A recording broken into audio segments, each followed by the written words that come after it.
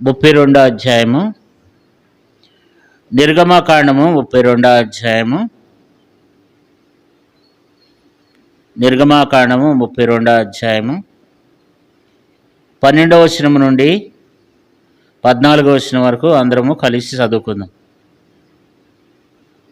ఆయన కొండల్లో వారిని చంపునట్లును, భూమి మీద నుండి వారిని నశింపచేయనట్లును, కీడు కొరకే వారిని తీసుకుని పోయినని ఐగుప్తీయులు ఎలా చెప్పుకొనవలెను? నీ కోపాగ్ని నుండి మల్లుకొని నీవు నీ ప్రజలకు కీడు చేయక దాని గురించి సంతాపడు. నీ సేవకులైన అబ్రహాము, ఇస్సాకు, ఇశ్రాయేలును జ్ఞాపకం చేసుకును. నీ వారితో ఆకాశ నక్షత్రం వలె నీ సంతానం అభివృద్ధి చేసి నేను చెప్పిన ఈ సమస్త భూమిని నీ సంతానమునకు ఇచ్చేదనని, వారు నిరంతరం దానికి హక్కుదారులగుదురని వారితో నీ తోడని ప్రమాణం చేసి చెప్పితివనెను. అంతటా యెహోవా తన ప్రజలకు చేసేదనని చెప్పిన కీడుని గురించి సంతాపపడెను. దేవుడు ఈ మాటల ద్వారా మనతో మాట్లాడి సహాయం చేయనుగాక. ఇక్కడ ఇశ్రాయేలీలు పాపం చేసినప్పుడు, ఇశ్రాయేలీలు దేవునికి విరోధంగా మరి విగ్రహాలు పెట్టుకున్నప్పుడు, దేవునికి విరోధంగా ఇశ్రాయేలీలు ప్రజలు పాపం చేసినప్పుడు మరి వారిని దేవుడు ఏమంటున్నాడంటే, దేవుడు అంటున్నాడు, వారిని నేను నశింపచేసేదను అంటున్నాడు. వారు లోబడనటువంటి ప్రజలు కనుక వారిని నేను నశింపచేసేదనని చెప్తున్నప్పుడు మోషే ఏం చేస్తూ వచ్చినాడంటే, వారి ఇశ్రాయేలు పాపం నిమిత్తమై తాను దేవుని దగ్గర ఒప్పుకుంటూ వచ్చాడనమాట. ఇశ్రాయేలు చేసిన పాపమును క్షమించమని, వారిని మన్నించమని, మరి నువ్వు గనక వారిని నశింపచేసినట్లయితే ఐగుప్తీయులు ఏమనుకుంటారు? ఐగుప్తీయులు వారి దేవుడు కీడికే వారిని తీసుకుని వెళ్ళాడు, మరి నశింప చేయడానికే దేవుడు వారిని తీసుకుని వెళ్ళాడని ఐగుప్తీయులు ఎలాగ చెప్పుకుందరు? కాబట్టి మీ ఘనమైన నామం ఏమైపోద్ది అని చెప్పి దేవుణ్ణి అక్కడ మోషే ఏం చేస్తూ వచ్చినాడంటే, మోషే బతిమాలుతూ వచ్చినాడు అనమాట. అంటే ఇశ్రాయేలు ప్రజల కొరకు, మరి వారు చేసినటువంటి పాపము కొరకు మోషే విజ్ఞాపన చేస్తూ వచ్చాడు. 30 వచనం చూడండి, 32 అధ్యాయం 30 వచనం. మరునాడు మోషే ప్రజలతో, మీరు గొప్ప పాపం చేసిదిరు కనుక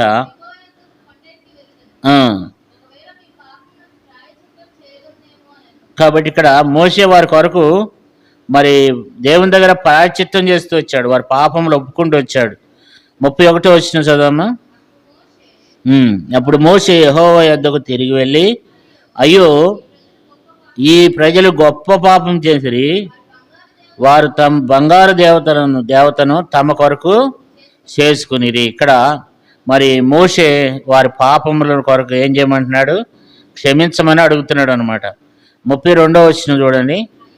అయ్యో, నీవు వారి పాపమును ఒకవేళ పరిహరించితివా, లేని ఎడల నీవు రాసిన నీ గ్రంథము నుండి నా పేరు తుడిసివేయమని బతిమాలుకున్నానని చెప్పాను. కాబట్టి మోషే ఏం చేస్తూ వచ్చాడంట? దేవుని దగ్గర బతిమాలుకుంటూ వచ్చినాడు, దేవుని దగ్గర విజ్ఞాపన చేస్తూ వచ్చాడు. అయితే దేవుడు ఏం చేశాడంటే, తాను చేస్తానన్నటువంటి దాన్ని చేయకుండా దేవుడు ఏం చేశాడంట? సంతాపపడ్డాడంట. 32 అధ్యాయము నిర్గమకాండం 32 అధ్యాయము 14 వచనం చూడండి. 14.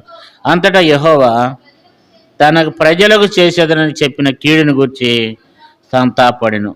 మోషే మరి దేవుని ప్రజల విషయమై మరి దేవుని దగ్గర విజ్ఞాపన చేస్తూ వచ్చినప్పుడు, దేవుణ్ణి బతిమాలుతూ వచ్చినప్పుడు మరి అక్కడ మరి మోషే ఏం చేస్తూ వచ్చాడంటే, మరి దేవుని దగ్గర బతిమాలుతూ వచ్చాడు. ఇశ్రాయేలు చేసిన పాపములను దేవుని దగ్గర ఒప్పుకుంటూ వచ్చినప్పుడు దేవుడు ఏం చేస్తూ వచ్చినాడంటే, వారి పాపములన్నింటిని కూడా దేవుడు క్షమించి వారి పాపముల నుండి దేవుడు వారికి ఏం చేశాడు? పరిహారము దయచేశాడు. పాపం నుండి వారికి విడుదల దయచేశాడు. దేవుడు వారిని క్షమించినాడు అనమాట. ఎందుకంటే మనం చూసినట్లయితే 106వ కీర్తన 23వ వచనం చదవండమ్మా. 106వ కీర్తన 23వ వచనం. అప్పుడు ఆయన, నేను వారిని నశింపచేసేదను, అయితే ఆయన వారిని నశింప చేయకున్నట్లు ఆయన కోపం చల్లార్చుటకై ఆయన ఏర్పరచుకున్న మోసే ఆయన సన్నిధిని నిలిచి అడ్డుపడెను. కాబట్టి మరి దేవుడు కోపాన్ని, దేవుని యొక్క ఉగ్రత వారి మీదకి రాకుండా మోసే వారి కొరకు ఏం చేశాడంట, మరి విజ్ఞాపం చేశాడు, అడ్డుపడ్డాడంట దేవునికి. దేవుని కోపాన్ని చల్లార్చడానికి మోసే ఏం చేశాడు, అడ్డుపడ్డాడంట. అయితే దేవుడు తాను చేస్తానని దేవుడు చెప్పినటువంటి మాటను ఆయన ఆ కీడును చేయకుండా దేవుడు ఏం చేశాడంట, మానివేశాడంట. దేవుడు అనుకున్నాడంట, దేవుడు తన ప్రజలైన వారిని మరి వాళ్ళు చేసిన పాపాలను బట్టి దేవుడు వారిని నశింప చేయాలనుకున్నాడంట. కానీ అయితే దేవుడు ఏం చేస్తూ వచ్చాడంట, దేవుడు వారి విషయంలో సంతాపపడుతూ వచ్చినాడు.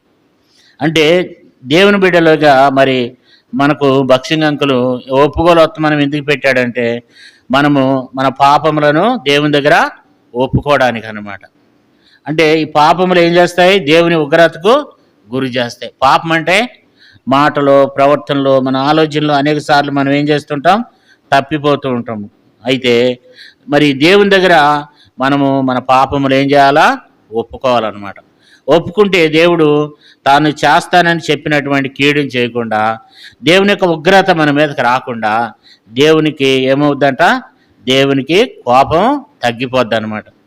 కాబట్టి ఇప్పుడు మొట్టమొదటి ఇశ్రాయేలు విషయంలో మోషే ఏం చేశాడంటే, మరి దేవుని వారి ప్రజలందరి కొరకు మోషే అడ్డుపడి వారి పాపములు క్షమించమని బతిమాలుతూ వచ్చాడు. అయితే రెండో వ్యక్తిని కూడా మనం జ్ఞాపకం చేసుకుందాం. రెండో వారిని కూడా 10వ అధ్యాయం న్యాయాధిపతుల గ్రంథము 10వ అధ్యాయము త్వరగా జ్ఞాపకం చేస్తాను. న్యాయాధిపతుల గ్రంథము 10వ అధ్యాయము 6వ వచనం చదవండి. 6వ వచనం, ఇశ్రాయేలీలు యెహోవా సన్నిధిని మరలా దుష్ప్రవర్తనలైరి.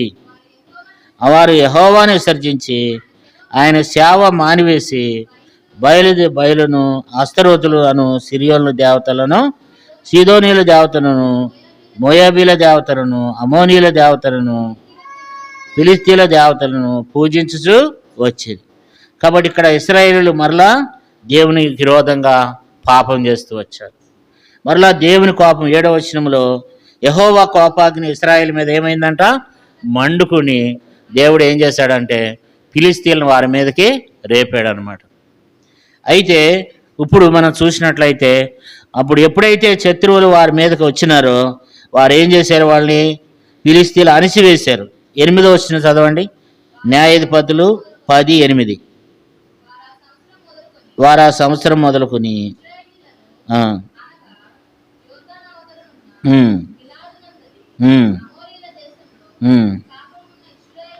కాపురమున్న ఇశ్రాయేలును 18 సంవత్సరములు చితకొట్టి అణిసివేశారు. కాబట్టి శత్రువులు ఏం చేశారు, వాళ్ళని చితకొట్టి అణిసివేశారు అనమాట.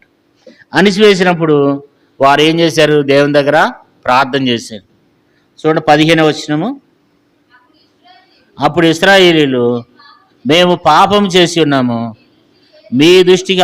మీకు దృష్టికి ఏది అనుకూలమో మాకు చేయము, దయచేసి నేడు మమ్మల్ని రక్షించమని చెప్పి యెహోవాను సేవింపవలనని తమ మధ్యనున్న అన్ని దేవతలను తొలగింపగా ఆయన ఆత్మ ఇశ్రాయేలు కలిగిన దురవస్థను చూసి సహింపలేకపోయింది. ఇక్కడ మనం చూస్తే వారు ఎప్పుడైతే ఒప్పుకున్నారో, వారు ఎప్పుడైతే పశ్చాత్తాపడ్డారో, దేవుడంట వారు కలిగినటువంటి బాధను చూసి, వారి దురవస్థను చూసి దేవుడు తట్టుకోలేకపోయాడంట. దేవుడు ఎలాంటి వాడంటే, దేవుడు మరి పిల్లలు ఏదన్నా తప్పు చేసినప్పుడు తల్లిదండ్రులు కఠినంగా ఉంటారు. తర్వాత వాళ్ళు పశ్చాత్తాపడుతున్నప్పుడు మరలా తల్లిదండ్రులు ఏం చేస్తారు, వాళ్ళ విషయంలో మరలా తల్లిదండ్రులు జాలి పడతారు అన్నమాట. దేవుడు కూడా వారిని శిక్షించినాడు, వారిని గద్దిస్తూ వచ్చినాడు. వారు పాపం చేశారని దేవుడు వారిని ఖండించినప్పుడు వాళ్ళు బుద్ధి తెచ్చుకుని మరలా వాళ్ళు పశ్చాత్తాపడి 16వ వచనంలో వారు యెహోవాను సేవింపవాలని తమ మధ్య నుండి అన్ని దేవతలను తొలగింపగా ఆయన ఆత్మ ఇశ్రాయేలు కలిగిన దురవస్థను చూసి ఏం చేయలేకపోయిందంట, సహింపలేక మరి న్యాయాధిపతి అయినటువంటి గిద్యోన్ని దేవుడు తీసుకుని వచ్చి, న్యాయాధిపతి అయినటువంటి యెఫ్తాని దేవుడు తీసుకుని వచ్చి వారి కొరకు అక్కడ నిలబడి దేవుడే యుద్ధం చేసి ఆ యొక్క యెఫ్తా ద్వారా దాని ప్రజలందరినీ కూడా దేవుడు కాపాడతాడు అనమాట. కాబట్టి దేవుడు మరి మోషే ప్రార్థన చేసినప్పుడు ఇశ్రాయేలుకి చేద్దామన్న దాన్ని చేయకుండా మానుకున్నాడు. ఇక్కడ కూడా ఇశ్రాయేలు పాపం చేశారని వాళ్ళు ఒప్పుకున్నప్పుడు, వారు పశ్చాత్తాపడినప్పుడు దేవుడు ఏం చేశాడు? వాళ్ళని చూసి సహింపలేకపోయినాడు. వారిని చూసి దేవుడు సహింపలేకపోతూ వచ్చినాడు. వారి ఎడల ఏం చేశాడంటే దేవుడు వారి విషయంలో కూడా దేవుడు ఏం చేశాడు? పశ్చాత్తాపడ్డాడు. వారి విషయంలో కూడా దేవుడు పశ్చాత్తాపడి దేవుడు వారిని ఏం చేస్తూ వచ్చినాడంటే దేవుడు వారిని రక్షిస్తూ వచ్చినాడు. మరలా తిరిగి దేవుడు వారిని సమకూర్చాడు అనమాట. మరొక వ్యక్తిని జ్ఞాపకం చేసుకుందాం. మొదటి రాజుల గ్రంథము 21వ అధ్యాయం. ఆయన ఏం చేశాడో చూడండి. మొదటి రాజులు 21వ అధ్యాయము, మొదటి రాజుల గ్రంథము 21వ అధ్యాయము 27వ వచనం. ఆహాబు ఆ మాటలు విని తన వస్త్రములు చింపుకుని గోనెపట్ట కట్టుకుని ఉపవాసం ఉండి గోనెపట్ట మీద పరుండి వ్యాకులు పడగా యెహోవాకు తిష్మీడైన ఏలీయాకు ప్రత్యక్షమై ఎలాగ సెలవిచ్చాను, ఆహాబు నాకు భయపడి వినయముగా ప్రవర్తించి చూసితివా? నాకు భయపడి అతడు వినయముగా ప్రవర్తించుట చేత ఆ అపాయం అతని కాలమునందు సంభవింపకుండా ఆపి అతని కుమారుల కాలమందు అతని కుటుంబీకుల మీదకి నేను దాన్ని రప్పించదనని చెప్పాను. ఆహాబు దినాల్లో ఆహాబ్ అంట దేవుని యొక్క ఉగ్రత ఆహాబ్ మీదకి వచ్చింది. ఏలియా ప్రవక్త చెప్పాడు, దేవుడు మిమ్ములను మీ కుటుంబాన్ని నశింప చేయబోతున్నాడు. మరి నీ యొక్క రక్తాన్ని కుక్కలు నాగుతాయి, నీ పిల్లల యొక్క రక్తాన్ని కుక్కలు నాగుతాయి. మరి నీ పిల్లలు ఎవరు కూడా మరి భూస్థాపన చేయబడరు, వారందరినీ కూడా కుక్కలు తినివేస్తాయని చెప్పినప్పుడు, ఆకాశ పక్షులు తినివేస్తాయని చెప్పినప్పుడు మరి ఆహాబు ఏం చేశాడంటే పశ్చాత్తాపడి దేవుని సన్నిధిలో ఉపవాసం ఉండి భయపడి వినయముగా ప్రవర్తించినాడు. అయితే దేవుడు చూసి ఏమంటున్నాడంటే మరి మరి అతని కాలమందు సంభవింపకుండా మరి ఆపి తన కుమారుల మీదకి ఏం చేశాడంటే దాన్ని రప్పించాడు. అంటే ఆ ఉగ్రత అనేది తన భరించాల్సింది, కానీ దేవుడు అంటున్నాడు ఈ అపాయము తన కాలంలో కాకుండా ఏం చేస్తాను, తన కుటుంబీకుల మీదకి నేను దాన్ని రప్పిస్తాను. అపాయం అతని కాలం ముందు సంభవింపకుండా ఆపి వేస్తాను అంటున్నాడు. అంటే దేవుడు ఆహాబుకి చేస్తాను అనుకున్న దాన్ని దేవుడు ఏం చేశాడు? మరలా దేవుడు క్షమించినాడు. దేవుడు మరలా ఏం చేస్తూ వచ్చినాడంటే తనను క్షమించాడు అన్నమాట. ఆహాబుని దేవుడు మరలా క్షమించి మరి దేవుడు అనుకున్నాడు ఈ అపాయము తన కాలంలో కాదు కానీ తన కుటుంబీకుల మీదకి రప్పిస్తాను అని చెప్పి దేవుడు కొంత కోపాన్ని ఏం చేశాడంటే దేవుడు మరి వెనక్కి దేవుడు తన కోపాన్ని మళ్లించుకున్నాడు అనమాట. దేవుడు పశ్చాత్తాపడేటువంటి దేవుడు కదా. అయితే మనం మరొక వ్యక్తిని కూడా మనం జ్ఞాపకం చేసుకుందాం. చూడండి, 2వ దినవృత్తాంతముల గ్రంథము 12వ అధ్యాయం మొదటి వచనం. 2వ దినవృత్తాంతములు 12 మొదటి వచనం. రెహబాము రాజ్యము స్థిరపడి తాను బలపరచబడిన తర్వాత అతడును ఇశ్రాయేలు వారందరూ యెహోవా ధర్మశాస్త్రమును విసర్జించి, ఇక్కడ కూడా మనం చూస్తే ఇక్కడ రెహబాము ఇశ్రాయేలు వారందరూ కూడా ఏం చేశారంట? యెహోవాని విసర్జించి ఏం చేశారు? వాళ్ళు దేవునికి విరోధంగా. 2వ వచనం చూడండి, వారు యెహోవా ఎడల ద్రోహం చేసినందున 5వ సంవత్సరం మందు ఐగుప్తు రాజు అయిన షీషాకు 1200 రథములతోనూ 60,000 గుర్రపు రౌతులతోనూ యెరూషలేము మీదకి వచ్చాను. దేవుడు వారిని ఏం చేశాడంటే శత్రువులకు అప్పగించాడు. రెహబాముని ఇశ్రాయేలు వారిని శత్రువులకు అప్పగించినప్పుడు వాళ్ళు ఏం చేశారంటే మరి ఆ బాధ తట్టుకోలేక, చూడండి 5వ వచనం చూడండి, షీషాకునకును భయపడి యెరూషలేముకు వచ్చి కూడి ఉన్న యోధావారి అధిపతుల యొద్దకు వచ్చి, మీరు నన్ను విసర్జించితిరి గనుక నేను మిమ్మల్ని షీషాకు చేతిలో పడనిచ్చి ఉన్నానని యెహోవా సెలవిచ్చున్నానండి. కాబట్టి ఇప్పుడు అంటున్నాడు దేవుడు ఒక ప్రవర్తన పంపించి, మీరు దేవుని విసర్జించారు కనుక దేవుడు ఇప్పుడు మిమ్మల్ని షీషాకు అప్పగించాడు, కాబట్టి ఆయన చేతిలో పడ్డారు మీరు, ఇక మిమ్మల్ని ఎవరు విడిపించేవాళ్ళు లేరని చెప్పి యెహోవా సెలవిస్తున్నాడని ప్రవర్త చెప్పినప్పుడు అప్పుడు ఇశ్రాయేలు వారు ఏం చేశారంటే చూడండి 12వ వచనం, 6వ వచనం, 12వ అధ్యాయము, రెండో దినవృత్తాంతములు 12వ అధ్యాయం 6వ వచనం. అప్పుడు ఇశ్రాయేలు అధిపతులు రాజును తమను తాము తగ్గించుకుని ఒప్పుకుని, వారు తమను తాము తగ్గించుకునుట యెహోవా సూచన గనుక యెహోవాకు క్షమయకు ప్రత్యక్షమై ఎలాగ సెలవిచ్చును, వారు తమను తాము తగ్గించుకుంది గనుక నేను వారిని నాశనం చేయక షీషాకు ద్వారా నా ఉగ్రతను యెరూషలేము మీద కుమ్మరింపక త్వరలోనే నేను వారికి రక్షణ దయచేద్దాను. ఇక్కడ మనం చూస్తూ వచ్చాము. మరి దేవుడు అంటున్నాడు, ఇక వాళ్ళు ఏం చేశారు? తమ తాము తగ్గించుకున్నారు, వారి పాపాలను ఒప్పుకున్నారు కనుక ఇక నా ఉగ్రత వారి మీదకి రాకుండా నేను వారిని త్వరలోనే రక్షిస్తాను అని చెప్పాడు అనమాట కదా. ఇప్పుడు ఎంతమంది చూస్తూ వచ్చాం? మనం 4 చూసాం. మొట్టమొదట ఇశ్రాయేలు పాపం చేసినప్పుడు మోషే ఏం చేశాడు? అడ్డుపడ్డాడు. దేవుడు వారికి చేద్దామన్న కీడుని చేయకుండా మానుకున్నాడు. తర్వాత న్యాయాధిపతుల గ్రంథం 10వ అధ్యాయంలో అక్కడ కూడా మరి ఇశ్రాయేలు పాపం చేసినప్పుడు దేవుడు శత్రువులకు ఫిలిష్తీయులకు అప్పగించినప్పుడు వాళ్ళు కూడా దేవుని దగ్గర వారు ప్రార్థన చేసినప్పుడు వారు విగ్రహములు తీసివేసి దేవుని తట్టు తమ హృదయాన్ని తిప్పినప్పుడు వారిని కూడా దేవుడు ఏం చేశాడంటే క్షమించి దేవుడు వారికి కూడా చేద్దామన్న కీడుని చేయకుండా దేవుడు మానుకున్నాడు. తర్వాత ఆహాబు బహుభయంకరమైనటువంటి దుర్మార్గుడు. అయితే అతను కూడా పశ్చాత్తాపడి ఉపవాసం ఉండి గోని పట్ట కట్టుకుని బూడిదలో కూర్చున్నప్పుడు దేవుడు అతన్ని కూడా ఏం చేశాడు? క్షమించాడు అన్నమాట. తర్వాత రెహబాము ఇశ్రాయేలు వారు కూడా పాపం చేసినప్పుడు, దేవుని విసర్జించినప్పుడు, మరి దేవునికి విరోధంగా వాళ్ళు ద్రోహం చేసినప్పుడు, వాళ్ళు పశ్చాత్తాపడినప్పుడు దేవుడు ఇశ్రాయేలు వారిని రెహబామును కూడా ఏం చేశాడు? కాపాడుతూ వచ్చినాడు కదా. తర్వాత ఇంకో వ్యక్తిని కూడా చూడండి. మనం 5వ వ్యక్తిని కూడా చదువుకుందాం. 33వ అధ్యాయం 2వ దినవృత్తాంతములు 33:12. 2వ దినవృత్తాంతములు. అతడు శ్రమలో ఉన్నప్పుడు తన దేవుడైన యెహోవాను బతిమాలుకుని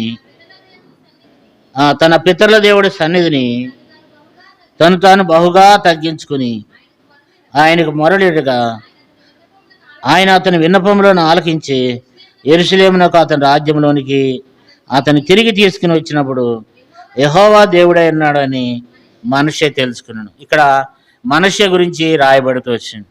మనష్షే కూడా ఏం చేస్తూ వచ్చాడు? భయంకరమైనటువంటి విగ్రహారాధన. మనం 2వ వచనంలో చూస్తే చివరి లైన్లో యెహోవా దృష్టికి చెడు నడిచిండు అంట. ఇతడు ఉన్నత స్థలములన్నిటిని కూడా ఏం చేశాడు? కట్టించాడు. ఇసుక పడగొట్టిన వాటన్నిటిని తిరిగి కట్టించి బయలుదేవతలకు మళ్ళా విగ్రహములను చేయించి బలిపీఠములు కట్టించి దేవతా స్తంభములను చేయించి ఆకాశ నక్షత్రములన్నింటినీ పూజిస్తూ వచ్చినాడు. తమ పిల్లలను 6వ వచనంలో చూస్తే తమ పిల్లలను ఏం చేస్తూ వచ్చినాడు? అగ్నిగుండం దాటించి ముహూర్తంలోను విచారించుచట్టు, తర్వాత మంత్రములను శల్యంగతనమును వాడుకు చేయు కర్ణపిశాచిగాలతోనూ సోదిగాండ్రతోనూ సాంగత్యం చేస్తూ యెహోవా దృష్టికి ఏం చేస్తూ వచ్చినాడంట? చెడు నడత నడుచుచు ఆయనకి ఏం చేశాడు? కోపాన్ని పుట్టించాడు. మరి ఏం చేస్తూ వచ్చినాడంటే దేవునికి ఏమాత్రం కూడా లోబడకుండా భయంకరమైనటువంటి పాపాన్ని మనష్షే చేస్తూ వచ్చాడు.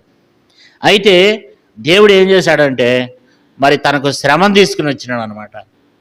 శ్రమను తీసుకొచ్చినప్పుడు అప్పుడు ఏం చేశాడు చూడండి. 33వ అధ్యాయము 12వ వచనం. అతడు శ్రమలో ఉన్నప్పుడు తన దేవుడైన యెహోవాను బతిమాలుకుని తన పితరుల దేవుని సన్నిధిని తను తాను తగ్గించుకుని బహుగా తగ్గించుకుని దేవునికి ప్రార్థన చేసి దేవునికి మొరలిడ్లాడు కదా. దేవుడు ఏం చేశాడంటే అతన్ని శ్రమల ద్వారా, తనకు కష్టాల ద్వారా దేవుడు తన మీదకి శ్రమలు కష్టాలు తీసుకొచ్చాడు, ఇబ్బందులు తీసుకొచ్చాడు. అయితే ఇప్పుడు అతను ఏం చేశాడంటే పశ్చాత్తాపడి తాను మారుమనసు పొందినప్పుడు దేవుడు తనకు చేద్దామన్న కీడుని చేయకుండా అతని విషయంలో కూడా దేవుడు అతన్ని క్షమించి ఏం చేశాడు?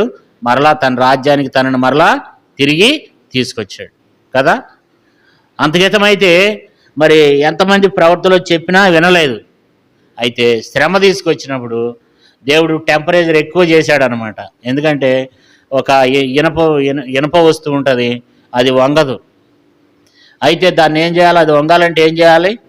దానికి టెంపరేచర్ ఎక్కువ పెట్టాలి. మంటలో దాన్ని ఎక్కువ కాలిస్తే ఏమైద్ది? అది ఎటు కావాలంటే వంగుతుంది. అట్లాగే మనస్సుకు కూడా దేవుడు ఏం చేశాడు? శ్రమ తీసుకొచ్చాడు, కష్టాన్ని తీసుకొచ్చాడు. అప్పుడు తన దేవుడైన యెహోవాను బతిమాలుకుని తను తగ్గించుకుని తను చేసిన పాపాలన్నిటినీ ఒప్పుకుని ఏం చేశాడు? పశ్చాత్తాపడినప్పుడు, యెహోవాయే దేవుడని తెలుసుకున్నప్పుడు దేవుడు అతన్ని ఏం చేశాడు? తిరిగి 13వ వచనం చూడండి.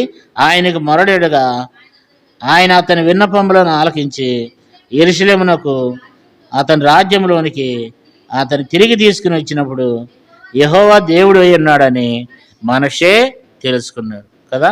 మనషే తెలుసుకుని ఏం చేస్తూ వచ్చినాడు? పశ్చాత్తాపడుతూ వచ్చినాడు. పశ్చాత్తాపడి దేవుని సన్నిధిలో తన పాపాలన్నింటిని కూడా ఏం చేశాడు? ఒప్పుకుంటూ వచ్చాడు కదా. 6వ వ్యక్తిని కూడా మనం చూసినట్లయితే 6వ వ్యక్తి కూడా 34వ అధ్యాయము, ఇదే 2వ దినవృత్తాంతములు 34వ అధ్యాయము 34వ అధ్యాయము మనం చూసినట్లయితే 34వ అధ్యాయము 27వ వచనం చదవండి. నీ మనస్సు మెత్తనిదై ఈ స్థలం మీదను దాని కాపురస్తుల మీదను దేవుడు పలికిన మాటలను నీ వినినప్పుడు నా సన్నిధిని నువ్వు తగ్గించుకొని నీ వస్త్రములు చింపుకొని నా సన్నిధిని కన్నీరు విడిచితివి గనుక నీ మనవి నేను ఆలకించి తిని నేను నీ పితరుల యొద్ద నిన్ను చేర్చదును. నెమ్మది గలవాడవై నువ్వు సమాధిలోనికి చేర్చబడదువు. ఈ స్థలం మీదకిని దాని కాపురస్తుల మీదకును నేను రప్పించు అపాయము నువ్వు కనులారా చూడవు. దేవుడు ఇక్కడ కూడా మరి అంటున్నాడు, నువ్వేం చేసావంటే, అంటే దేవుని యొక్క ఉగ్రత, ఒక ప్రవృత్తి ఏం చెప్పిందంటే దేవుని యొక్క ఉగ్రత రాబోతుంది అని చెప్పినప్పుడు ఆయన ఏం చేశాడట? దేవుని దగ్గర విజ్ఞాపన చేశాడు, దేవుని దగ్గర కన్నీళ్లు గార్చిండంట, పశ్చాత్తాపడ్డాడు. పశ్చాత్తాపడి 24వ వచనం చూడండి, 34వ అధ్యాయం 24వ వచనం. ఆలకించుడి, నేను ఈ స్థలం మీదకిని దాని కాపురస్తుల మీదకిని యోధారాజు సముఖమున చదివి వినిపింపబడిన గ్రంథమందు రాయబడిన శాపములన్నిటినీ రప్పించదును. సార్లు మనం ఇక్కడ చూస్తే ఇక్కడ దేవుని యొక్క ఉగ్రత రాబోతుందని చెప్పినప్పుడు ఈయన ఏం చేశాడు? ఆ ప్రవృత్తి మాటలు విని పశ్చాత్తాపడి ఏం చేశాడు? ప్రార్థన చేశాడు, కన్నీళ్లు గార్చాడు, తాను తగ్గించుకున్నాడు. అయితే దేవుడు అంటున్నాడు మరి 28వ వచనంలో, నేను నీ పితరుల యొద్దకు నేను చేర్చుదును, నువ్వు నెమ్మది గలవాడవై నీ సమాధిలోనికి చేర్చబడదు. ఈ స్థలం మీదకిని దాని కాపురస్తుల మీదకును నేను రప్పించు అపాయమును నువ్వు కన్నులారా చూడు. అంటే అర్థం ఏంటంటే, నువ్వు ఉన్నన్ని రోజులు కూడా అపాయం అనేది నువ్వు కన్నులారా చూడవు. నేను పంపబోయే అపాయము నీ మీదకి రాకుండా నేనేం చేస్తాను? కాపాడతాను. తర్వాత చివరిగా మనం చూసినట్లయితే మరి యోనా గ్రంథంలో మనందరికీ తెలిసిన మాట, ఒక మాట ఉంది. యోనా గ్రంథం 3వ అధ్యాయము 10వ వచనం. యోనా గ్రంథం 3వ అధ్యాయము 10వ వచనం. ఈ నినీవే వారు తమ చెడు నడతలను మానుకొనగా వారు చేసిన క్రియలను దేవుడు చూచి పశ్చాత్తాపడై వారికి చేయుదునని తాను మాట ఇచ్చిన కీడును చేయక మానెను కదా. యోనా యొక్క నినేవే పట్టణస్థులు కూడా ఎలాంటి వాళ్ళంట? భయంకరమైనటువంటి ఘోరమైనటువంటి వాళ్ళు. దేవుడు అంటాడు నినేవే పట్టణస్థుల యొక్క పాపం బహుఘోరమైనది అంటాడు అనమాట. 1వ వచనం 2వ రోజులు అంటాడు, నినివే పట్టణస్థుల దోషం నా దృష్టికి ఘోరమైన అంటాడు. కాబట్టి ఆ పట్టణంకు దుర్గతి కలిగినని చెప్పి యోనాను పంపించినప్పుడు యోనా ఇల్లు ఆ పట్టణం మీదకి వెళ్ళి ప్రకటన చేసినప్పుడు, ఒక దిన ప్రయాణం చేసి ఆ దేశమంతా సువార్తను పాటించినప్పుడు దేవుడు మరి 40 రోజుల్లో ఈ పట్టణం మీదకి ఉగ్రత రప్పించబోతున్నాడని చెప్పినప్పుడు వాళ్ళందరూ ఏం చేస్తూ వచ్చినారంటే, వారు 5వ వచనంలో దేవుని యందు విశ్వాసం ఉంచారు, తర్వాత 5వ వచనంలో ఉపవాసం ఉండారు, తర్వాత మరి 5వ వచనంలో వారందరూ ఐక్యత కలిగి అందరూ ఉపవాసం ఉండి ఉపవాస దినాన్ని వారు సాటించారు. తర్వాత వాళ్ళు మనఃపూర్వకంగా 9వ వచనంలో దేవుని మనఃపూర్వకంగా వేడుకొని వారందరూ కూడా ఒప్పుకుంటూ వచ్చినారు. అయితే దేవుడు మరి వారి మీదకి తీసుకొచ్చినటువంటి ఉగ్రతను వారు ఏం చేశారు? తప్పించుకోవడానికి మరి నినేవే పట్టణస్థులు దేవుని దగ్గర ఏం చేశారు? వాళ్ళు పశ్చాత్తాపడి వాళ్ళందరూ దేవుని సన్నిధిలో బతిమాలుకుని దేవుని దగ్గర వాళ్ళంతా మొరలీడారు. అప్పుడు దేవుడు నినేవే పట్టణస్థులను దేవుడు ఏం చేస్తూ వచ్చినాడు? కాపాడుతూ వచ్చినాడు. తాను చేయాలన్న కీడుని చేయకుండా దేవుడు ఏం చేశాడంట?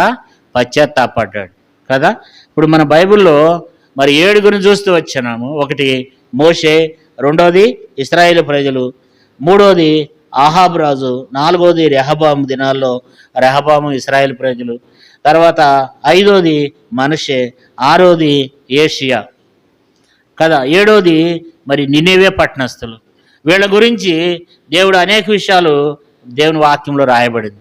అంటే ఈ మాటలు మరి దేవుడు మనకు ఎందుకు తెలియచేస్తున్నాడు అంటే మనం కూడా ఏం చేయాలా? దేవుని సన్నిధిలో ఒప్పుకుని పశ్చాత్తాపడాలి. మనం ఏం చేయాలి? తగ్గించుకోవాలి. మనలో ఉన్నటువంటి అహంభావం మనకు తెలియకుండానే మనలో రకరకాలుగా దేవునికి విరోధమైనవి ఉంటాయి. విగ్రహములు ఉండొచ్చు. ఎహెజ్కేలు గ్రంథంలో రాయబడింది, నరపుత్రుడా, ఈ మనుషులు తమ హృదయంలో విగ్రహములను ఉంచుకుని ఉన్నారు. ఈరోజు ఒక్క వర్తమానమే, రెండోది ఉండదు. ఇందులోనే మనము ఉపవాస ప్రార్థనలు కూడా దీంట్లోనే కొనసాగుతాం. ఎందుకంటే సమయం లేదు కనుక మొత్తం ఇందులోనే మనం జ్ఞాపకం పెట్టుకుందాం. ఎందుకంటే మరి దేవుడు అంటున్నాడు, దేవుడు వారిని క్షమిస్తూ వచ్చినాడు.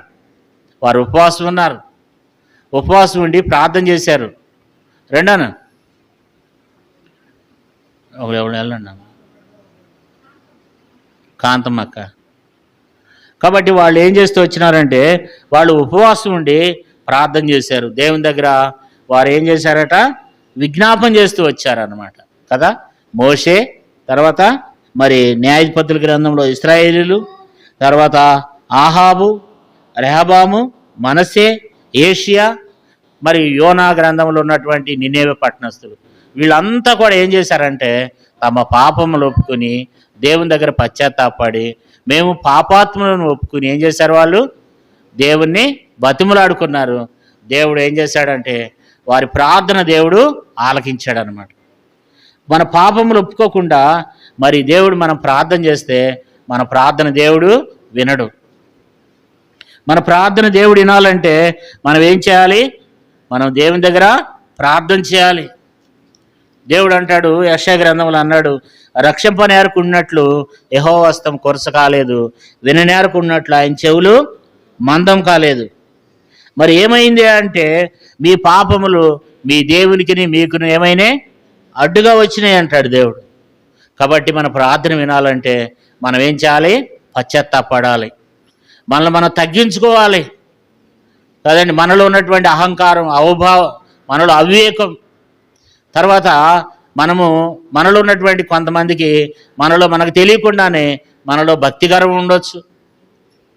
రకరకాలుగా మనకు ఉన్నటువంటి దాన్ని బట్టి మనం అతిశయించే వారుగా ఉంటాం, గర్వించేవారు ఉండొచ్చు, దేవునికి లోబడినటువంటి వారు ఉండొచ్చు. కాబట్టి మన మీద కూడా దేవుడు శత్రువులు తీసుకుని వచ్చినప్పుడు, కష్టాలను తీసుకుని వచ్చినప్పుడు, మరి కష్టాలని బాధలను తీసుకుని వచ్చినప్పుడు మనకు కలిగిన బాధలను బట్టి, శ్రమలను బట్టి, కష్టాలను బట్టి మనం ఏం చేయాలి? దేవుణ్ణి బతిమాలుకోవాలి. వాళ్ళంతా ఏం చేస్తూ వచ్చినారు? ఇప్పుడు ఉదాహరణకి ఆహాబు ఉన్నాడు. ఆహాబు రాజు ఏం చేశాడంట? ఉపవాసం ఉండి గోని పట్ట కట్టుకుని బూడిదలో కూర్చున్నాడంట. అప్పుడు దేవుడు అతని విషయమై ఏం చేశాడు? పశ్చాత్తాపడ్డాడు కదా. మనుష్య కూడా ఏం చేశాడు? తాను తగ్గించుకున్నాడు, దేవుని దగ్గరికి వెళ్ళాడు, విజ్ఞాపన చేశాడు. తగ్గించుకున్నప్పుడు దేవుడు అంటున్నాడు, అతన్ని తప్పించి దేవుడు అపాయం రాకుండా కాపాడుతూ వచ్చినాడు. ఏషియా కూడా ఏం చేశాడంట? మెత్తని మనసు గలవాడై తాను తగ్గించుకున్నాడు. నినేవే పట్టణస్థులు కూడా ఏం చేస్తూ వచ్చినారు? తాము తగ్గించుకున్నారు. ఏం చేస్తూ వచ్చినారు వాళ్ళు? ఏమేమి విడిచిపెట్టారు వాళ్ళు? చూడండి, మొదటి వచనంలో 1వ అధ్యాయం 2వ వచనం. 1వ అధ్యాయం 2వ వచనం చదవండి.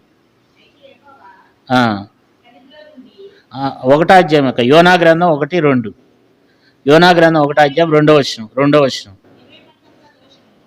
యెహోవా దృష్టికి, కాబట్టి ఇక్కడ మనం చూస్తే దోషములు విడిచిపెట్టారు వాళ్ళు. మొట్టమొదట వాళ్ళు ఏం చేశారు? దోషములు విడిచిపెట్టారు. రెండోది 3వ అధ్యాయం 9వ వచనం చదవండి అక్క. 3:9 చదవండి. తమ దుర్మార్గతలను ఏం చేశారంట? మొట్టమొదట దోషాన్ని విడిచిపెట్టారు, రెండోది దుర్మార్గతను విడిచిపెట్టారు, మూడోది ఏం చేశారు? 9వ వచనం, బలాత్కారములను విడిచిపెట్టారంట. తర్వాత మూడో అధ్యాయం 10వ వచనంలో కాబట్టి తన చెడు నడతలను ఏం చేశారు? వాళ్ళు మానుకున్నారు. తర్వాత మరి అక్కడ మనం చూస్తే సేవకుడు వచ్చి సువార్త ప్రకటించాడు. ఆయన ప్రకటించినటువంటి మాటలు విని వాళ్ళందరూ ఏం చేశారు? మారుమనసు పొందారు. ఆ సేవకుడు, ఆ దైవ సేవకుడు యోనా వచ్చి ప్రకటిస్తుంటే వాళ్ళందరూ కూడా ఏం చేశారంటే వాళ్ళు మనఃపూర్వకంగా దేవుని వేడుకొని వారు ఏం చేశారు? వాళ్ళు మారుమనసు పొందారు. ఉగ్రతకు భయపడ్డారు. అయ్యో దేవుని ఉగ్రత ఉంది, నిజమే దేవుని ఉగ్రతకి వాళ్ళు ఏం చేశారంటే వారు దేవుని ఉగ్రతకి భయపడ్డారు. దేవుని యందు విశ్వాసం ఉంచారంట. వారు ఏం చేస్తూ వచ్చినారంట? 5వ వచనం చూడండి, 3వ అధ్యాయం 5వ వచనం. నినేవె పట్టణపు వారు దేవుని యందు విశ్వాసం ఉంచి ఉపవాస దినం సాటించి గనులేమి అల్పులేమి అందరూ గోని బట్టలు కట్టుకుని. ఇక్కడ మనం చూసినట్లయితే మరి వాళ్ళందరూ ఏం చేశారు? అల్పులే కానీ గనులే కానీ మరి వారు విశ్వాసం ఉంచి మరి పశ్చాత్తాపడి ఉపవాసం ఉండి వారందరూ ప్రార్థన చేశారు. అప్పుడు దేవుడు వారి పాపమును క్షమించి దేవుడు వారికి చేద్దామన్నటువంటి కీడును దేవుడు చేయకుండా ఏం చేశాడు? మానివేశాడు. 10వ వచనాన్ని అందరూ కలిసి చదువుకుని ప్రార్థనలకు వెళ్దాం. 3వ అధ్యాయం 10వ వచనం అందరూ కలిసి చదువుకుందాం. ఈ నినేవే వారు తమ చెడు నడతలను మానుకొనగా వారు చేస్తున్న క్రియలను దేవుడు చూచి పశ్చాత్తాపుడై వారికి చేయుదునని తాను మాటిచ్చిన కీడును చేయకమానెను. కాబట్టి దేవుడు తనకు చేద్దామన్న కీడును దేవుడు చేయకుండా మానుకున్నాడు కదా. అట్లాగే మరి ఉదయకాల సమయంలో మనం కూడా మరి ఒప్పుకుందాం ఫస్ట్.